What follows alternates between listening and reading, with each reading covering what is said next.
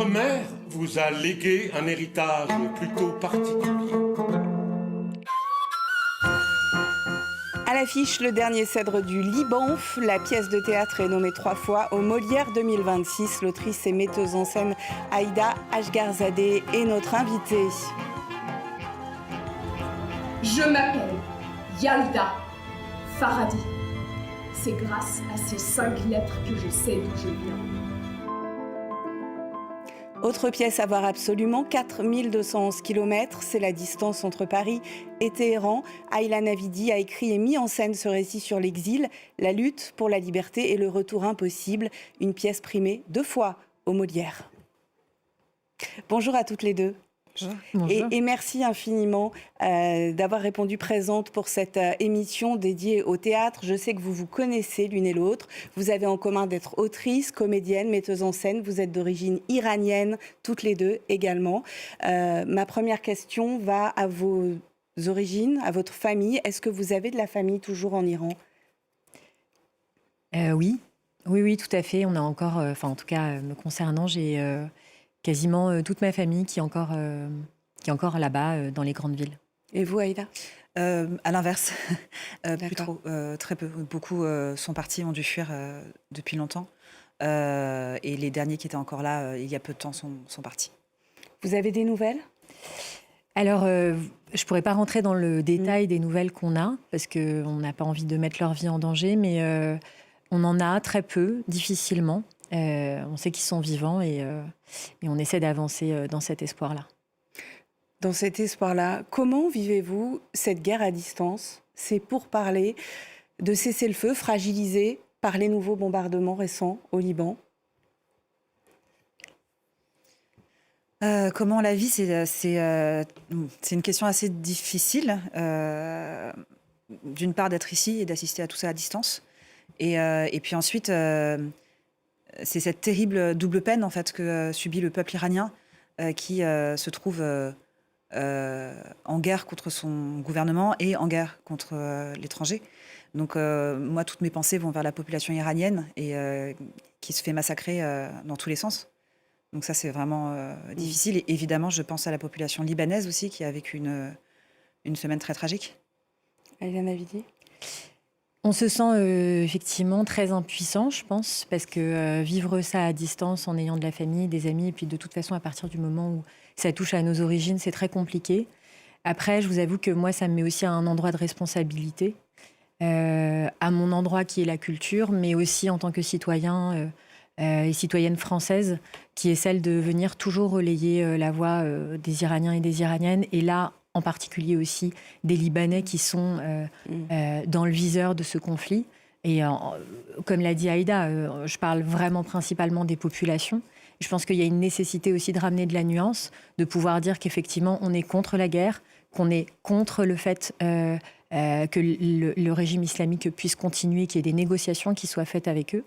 Et ça, c'est extrêmement important de le dire parce qu'aujourd'hui, j'ai l'impression qu'on est aussi dans une situation très polarisée où soit on doit être du côté de certaines personnes qui seraient les sauveurs de ce conflit, soit être du côté de la République islamique. Or, c'est possible d'être contre l'un et contre l'autre et d'essayer de porter une voix pour la paix avec des négociations qui se feraient au niveau international. Alors, vos 2 pièces parlent d'héritage lourd à porter. Ayla Navidi, vos parents ont contesté le régime du Shah avant d'être menacés de mort par celui des ayatollahs.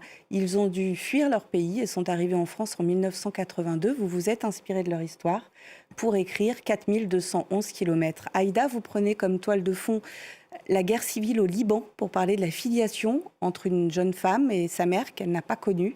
Est-ce que l'art est devenu aujourd'hui le seul endroit où l'on peut encore parler du Proche-Orient dans toute sa complexité? Ayla Navidi. Je ne sais pas si l'art est le seul endroit. Je pense que le journalisme aussi est un autre axe où on peut en parler avec effectivement un regard plus objectif. Maintenant, je pense que l'art, à cet endroit des conflits, et là particulièrement dans le cas de 4211 km sur l'Iran, permet de réhumaniser les conflits. C'est-à-dire qu'en fait, quand on raconte cette histoire d'exil, aujourd'hui, dans les sujets que vous allez traiter sur France 24, vous allez être amené à parler du conflit. Il y a de plus en plus de spécialistes qui sont des spécialistes de guerre, des personnes qui viennent parler du droit international.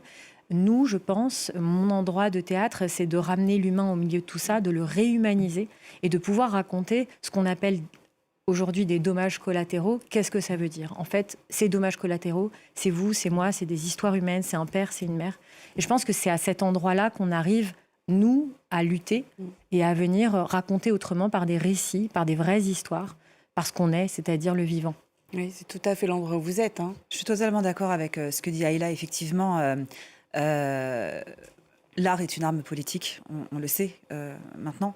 Mais il s'avère qu'il y a une différence. Justement, on passe par un vecteur émotionnel. D'ailleurs, dans le dernier set du Liban, Anna est photoreporter. Elle est journaliste, donc ça rejoint totalement ce que tu dis. Néanmoins, je ne développe pas tant son métier ni la situation, le contexte de guerre. C'est plus une arène pour permettre à l'émotion de circuler, parce que en tant qu'artiste, on travaille là-dessus et on fait déterrer ces émotions pour unir tout le monde. Quand toute une audience, quand tous les spectateurs sont unis dans des rires ou des larmes ou une émotion commune, ça crée de l'humanité. Allez, on va découvrir le dernier Cèdre du Liban. La pièce est jouée au Théâtre de l'Œuvre à Paris. Une jeune femme remonte le fil de son histoire à travers des cassettes audio laissées par sa mère, photographe de guerre. Elle y découvre un Liban traversé par la guerre civile, l'exil et les silences. Un jour, tu seras en train de devenir un homme ou une femme. Tu seras peut-être fragile ou fort et sans doute en colère.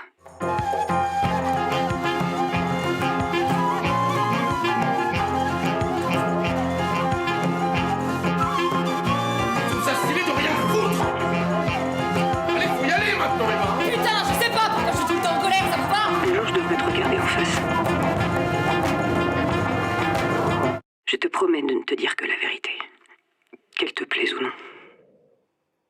Voilà, alors avec ces cassettes audio comme fil directeur, extrêmement tendu, on veut savoir ce qu'il y a sur ces cassettes. Aïda, c'est une pièce qui interroge la mémoire qui n'est jamais neutre, la mémoire qui se transmet, qui déforme, qui pèse aussi. Oui, c'est vrai qu'une mémoire n'est jamais neutre et que on lègue ce qu'on a au fond de soi. Pardon, je tiens juste à faire une petite précision parce que je n'ai pas mis en scène le spectacle. Je tenais juste à redonner ses armes de noblesse à Nicolas Carton, qui est le metteur en scène. Vous faites très bien. Et voilà, on a fait un travail ensemble de proximité. Et il a fait un travail remarquable, je trouve. Je suis très heureuse de sa mise en scène. Voilà, pardon. Et donc pour en revenir à votre question. À la mémoire. À la mémoire, oui. En fait, je suis passée par l'audio et non pas par l'écrit, par exemple. Parce que déjà, pour Eva, c'est comme ça qu'elle va découvrir sa mère. La première chose qu'elle va découvrir de sa mère, c'est sa voix. Elle n'a pas d'image, elle n'a pas de photo, elle n'a jamais vu, elle n'a rien du tout. Et elle va découvrir une voix. Et c'est une voix, c'est mystérieux. On met l'image qu'on veut. Peut-être que dans sa tête, elle sera blonde, puis brune, puis comme ci, comme ça, etc. Et c'est comme un conte également, c'est comme un récit, comme un récit quotidien. Vous savez, quand je sais pas, moi quand j'étais petite, ma mère, j'avais un livre de 365 histoires et c'était une histoire par jour. Et il y a un peu de ça, donc c'est aussi une manière d'avoir un lien maternel, un lien filial avec sa fille que de passer par l'audio. Et puis c'était aussi pour le raccorder à son travail et cette manière de pouvoir prendre des notes sur l'instant de manière très rapide et efficace. Chez vous aussi, Ayla Navidi, le récit s'inscrit dans une histoire familiale. Une jeune femme qui a grandi en France, de parents exilés iraniens, raconte leur parcours. Elle aussi porte un héritage qu'elle met longtemps à comprendre, jusqu'à le défendre bec et ongles. En 1980, je ne suis pas encore née. Mes parents traversent l'Iran, le Kurdistan, la guerre Irak-Iran. Quand ils arrivent en France avec de faux papiers, ils récupèrent enfin leur identité. Mina et Feridun Farhadi. En 1981, j'ai 3 secondes de vie. Ma mère a mal. Elle vient d'accoucher avec forceps sans péridurale. Elle ne parle pas un mot de français. Mais la seule chose qu'elle réussit à faire comprendre, c'est que je m'appellerai Yalda. Est-ce que l'exil crée une identité nouvelle ou un déchirement permanent? C'est une des questions que pose la pièce. Ayla Navidi, quelle identité on se construit quand on est enfant d'exilés? Une identité multiple déjà. Je pense qu'effectivement, c'est ce que j'ai voulu aussi raconter. Il y a plusieurs thématiques qui sont abordées dans la pièce. Il y a effectivement tout l'aspect de lutte politique, mais il y a aussi l'idée du déracinement et en fait du fait que c'est transgénérationnel, tout ça. Et cette identité, effectivement, quand on arrive avec cet héritage-là, elle fait complètement partie de nous. Et j'ai aussi envie de raconter qu'en fait, au fur et à mesure des étapes, c'est pour ça qu'on voit cette fille grandir de son plus jeune âge à son âge adulte, qu'il y a des périodes où effectivement c'est très très complexe, parce qu'il y a des moments où ça peut être un endroit extrêmement douloureux de rejet, de pouvoir découvrir qu'en fait derrière cet exil, il y a des traumas, que derrière cet exil, il y a des exécutions, il y a eu une lutte. C'est difficile pour un enfant d'imaginer que son père a été en prison, qu'il a été torturé, etc.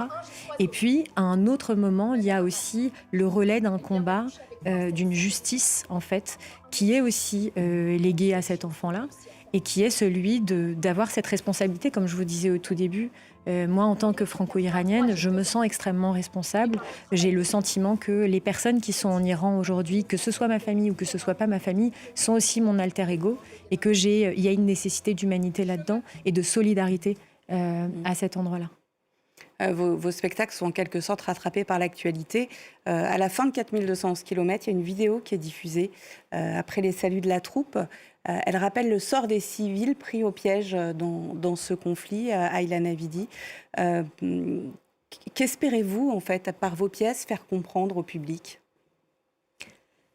Moi, je viens beaucoup interroger. Je ne sais pas si j'ai envie de poser un message particulier, si ce n'est un message d'humanité, et d'éveiller les consciences. Et vous-même? Oui, je pourrais pas mieux dire. Éveiller les consciences. Kayla, oui, c'est de reconnecter en fait l'humain qu'on est les uns aux autres. Merci infiniment. Aïda Ashgarzadeh, merci, bonne chance à vos comédiens nommés pour les Molières, Le Dernier Cèdre du Liban, jusqu'au 25 juillet au Théâtre de l'Œuvre, grand succès public, la pièce est prolongée. Ayla Navidi, 4211 km au studio Marigny, la pièce aussi est prolongée, c'est un triomphe, elle a déjà été doublement primée. On se quitte avec des images du Festival d'Avignon, le plus grand festival de théâtre au monde, dont on célébrera la 80e édition du 4 au 25 juillet prochain. La sélection officielle a été annoncée, le coréen est la langue invitée. Ce sera le grand retour d'Isabelle Huppert avec Oiseau. C'est le metteur en scène Julien Gosselin qui ouvrira les festivités à la cour d'honneur du Palais des Papes avec Mal d'Aurore. Merci de votre attention, je vous dis à très vite sur France 24.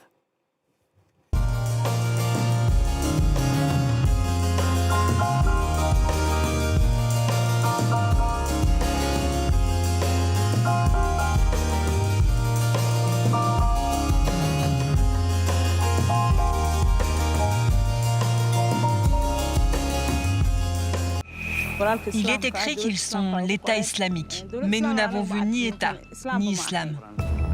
Nous sommes somaliens. Ils veulent nous induire en erreur. Un type t'appelle et te dit « Je suis de l'EI ». Il te dit « Tu dois nous payer $20 000 par an pour ta protection ». Leur programme est de voler et de tuer. Attention, il peut y avoir des pièges. Ils se cachent. Nous devons être en état d'alerte où que l'on aille. Ils peuvent acheter ça n'importe où. C'est made in China. Ce sont des usurpateurs d'idéologie. Et ils sont venus ici pour se cacher et pour causer le chaos dans le monde.